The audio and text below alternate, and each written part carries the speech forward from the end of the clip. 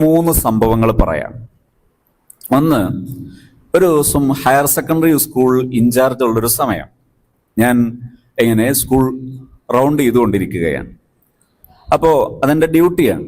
അപ്പോൾ റൗണ്ട് ചെയ്തുകൊണ്ടിരിക്കുമ്പോൾ സയൻസ് ക്ലാസ്സിൽ ഒരു കുട്ടി പുറത്തു നിൽക്കുന്നു. ആ കുട്ടി ആ സ്കൂളിലെ എല്ലാവർക്കും അറിയാവുന്ന കുട്ടിയാണ്. എല്ലാവർക്കും അറിയാനുള്ള കാരണം, ആ ക്യാമ്പസിലും അടുത്ത ക്യാമ്പസിലും ഏത് പ്രധാന പ്രശ്നങ്ങളോ കലഹങ്ങളോ നടന്നാൽ അതിൻ്റെ കീ പൊസിഷനിൽ ഈ ആളുണ്ടാകും. അതുകൊണ്ട് തന്നെ അദ്ദേഹത്തെ എല്ലാവർക്കും അറിയാം. ഇവൻ പുറത്തു നിർത്തിയപ്പോൾ ക്ലാസ് എടുത്തുകൊണ്ടിരിക്കുന്നത് ഒരു കെമിസ്ട്രി അധ്യാപകനാണ്. അദ്ദേഹം ഒരു റിട്ടയർഡ് പ്രൊഫസർ കൂടിയാണ്. അദ്ദേഹത്തിൻ്റെ ഒരു ഇഷ്ടപ്പെട്ട സുഹൃത്തു കൂടിയാണ്. അദ്ദേഹത്തോട് ഞാൻ കുട്ടിയെക്കുറിച്ച് ചോദിച്ചു, എന്തിനാണ് പുറത്തു നിർത്തിയത്, എന്തായിരുന്നു കാരണം? അദ്ദേഹം എന്നോട് പറഞ്ഞു, കാരണം പ്രത്യേകിച്ച് പറയാനൊന്നുമില്ല, സാധാരണ പോലെ. അപ്പൊ ഞാൻ ചോദിച്ചു, അകത്തിരുത്താൻ വല്ല വഴിയുണ്ടോ? എന്നോട് പറഞ്ഞു, നിങ്ങൾ ഇടപെടണ്ട, നിങ്ങൾ കഷ്ടപ്പെടണ്ട, വെറുതെ പ്രയാസപ്പെടണ്ട, ഒരു ഉപകാരം ഉണ്ടാവില്ല. രണ്ടാമത് അടുത്ത എൻ്റെ ചോദ്യം, ഞാൻ ഇടപെട്ട് ക്ലാസ്സിൽ ഇരുത്തിയാൽ അതൊരു പ്രയാസാവോ? അതില്ല, സന്തോഷമാണ്. കാരണം എങ്ങനെയെങ്കിലും ഒന്നൊന്ന് ഉള്ളിൽ ഇരുത്തണം എന്ന് ആഗ്രഹമുണ്ട്, വഴിയില്ലാത്തതുകൊണ്ട് ഞാൻ റെക്കമെൻഡ് ചെയ്തു. അദ്ദേഹം ക്ലാസ്സിൽ ഇരുത്തി. പക്ഷെ തൊട്ടടുത്ത ദിവസം 2 ദിവസം തുടർച്ചയായി സാധാരണ എനിക്ക് റൗണ്ട് ചെയ്യേണ്ടി വരാറില്ല. പക്ഷെ യാദൃശികമായി റൗണ്ട് ചെയ്യേണ്ട ഒരു ആവശ്യം വന്നു. അടുത്ത ദിവസവും ഇതേ ക്ലാസ്സിൽ ഈ കുട്ടി പുറത്ത് തന്നെ.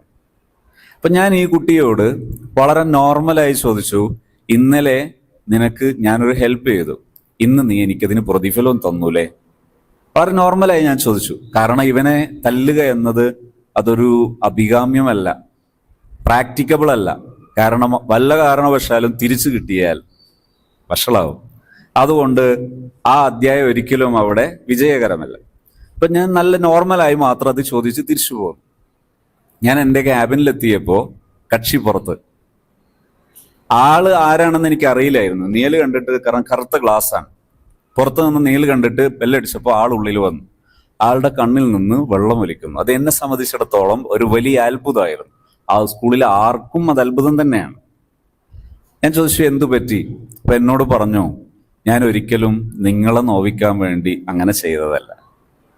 എന്നിട്ട് അദ്ദേഹത്തിന്റെ വീട്ടിലെ സംഭവങ്ങളൊക്കെ പറയാൻ തുടങ്ങി. എൻ്റെ പിതാവ് സ്ഥിരമായി മദ്യപിക്കുന്നൊരു മദ്യപാനിയാണ്. ഞാൻ രാവിലെ സ്കൂളിൽ എത്തണമെങ്കിൽ എൻ്റെ മാതാവിന് പ്രാതൽ തയ്യാറാക്കാൻ, ബ്രേക്ക്ഫാസ്റ്റ് തയ്യാറാക്കാൻ ഞാൻ ഹെൽപ്പ് ചെയ്യണം. അങ്ങനെയൊക്കെ കൂടെ ചെയ്ത് ഇവിടെ എത്തുമ്പോഴേക്ക് ലൈൻ ബസ് എനിക്ക് മിസ്സാകും. പിന്നെ ഞാൻ പലരുടെയും ഔദാര്യത്തിലാണ് സ്കൂളിൽ എത്തുന്നത്. അപ്പോ ഈ അധ്യാപകരുടെയൊക്കെ ഈ ആട്ടും തുപ്പും അത് സാരമില്ല ഉസ്താദേ. അപ്പൊ ഞാൻ ചോദിച്ചു, ഇങ്ങനെയൊക്കെ ആണെങ്കിൽ നീ എന്തുകൊണ്ടാണ് എല്ലാ പ്രശ്നങ്ങളിലും പ്രതിയായി പിടിക്കപ്പെടുന്നത്? എന്തുകൊണ്ടാണ് നീ എന്തിനാ ഇത്രയും കുഴപ്പങ്ങൾ ഉണ്ടാക്കുന്നത്? ടൗണിൽ കുഴപ്പമുണ്ടാക്കിയാൽ, മറ്റ് ക്യാമ്പസിൽ പോയി കുഴപ്പമുണ്ടാക്കിയാൽ, ഇവിടെ ഒക്കെ നീ ഉണ്ടാവുമല്ലോ, എന്തുകൊണ്ടാണ് നീ ഇങ്ങനെ ചെയ്യുന്നത്? അപ്പൊ ഞാൻ 1-2 സെക്കൻഡുകൾ അദ്ദേഹം നിശബ്ദമായതിനു ശേഷം എന്നോട് ചോദിച്ചു, എനിക്ക് സംസാരിക്കാൻ പറ്റുമോ? ഞാൻ സംസാരിച്ചാൽ നിങ്ങൾ കേൾക്കുവോ? ഞാൻ പറഞ്ഞു, കേൾക്കാം. അദ്ദേഹം സംസാരിച്ചു. ഓരോ പ്രശ്നവും എടുത്ത് അദ്ദേഹം സത്യസന്ധമായി സംസാരിച്ചു. എല്ലാ പ്രശ്നങ്ങളിലും അദ്ദേഹം നിരപരാധിയാണ് എന്നത് സത്യമായിരുന്നു. അത് കേവലം വാക്കുകളായിരുന്നില്ല. പലയിടത്തും പ്രതിയായത് മറ്റു പല വിദ്യാർത്ഥികളും രക്ഷപ്പെട്ടോട്ടെ, ഞാൻ എന്തായാലും ലൈഫിൽ ഇങ്ങനെയാണ്, മറ്റു പലരെയും രക്ഷിക്കാൻ വേണ്ടിയാണ് പലയിടത്തും പ്രതിയാകുന്നത്. 40% പ്രതിയായത് അധ്യാപകരുടെ മുൻധാരണയും അധ്യാപകരുടെ പലപ്പോഴുള്ള വ്യക്തിവിരോധവുമാണ്. അത് കൃത്യമായി ബോധ്യപ്പെട്ട സമയം ഒരു സ്ഥാപനത്തിന്റെ മാനേജിങ് പൊസിഷനിൽ ഇരിക്കുന്നത് കൊണ്ട് ഞാൻ അല്പം ബ്ലോക്കായിപ്പോയി.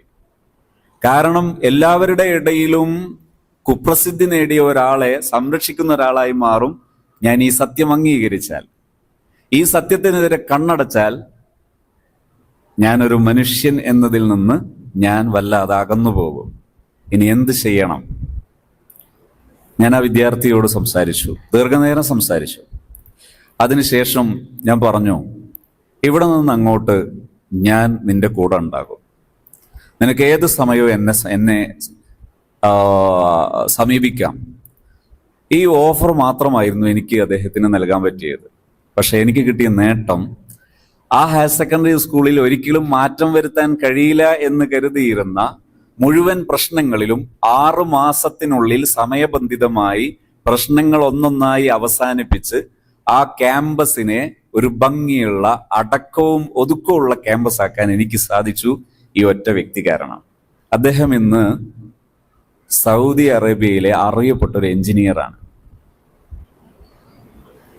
അദ്ദേഹം ആ ഉന്നതങ്ങളിൽ എത്താൻ ഒരു പക്ഷേ പ്രധാനപ്പെട്ട ഒരു ഇൻവെസ്റ്റ്മെന്റ്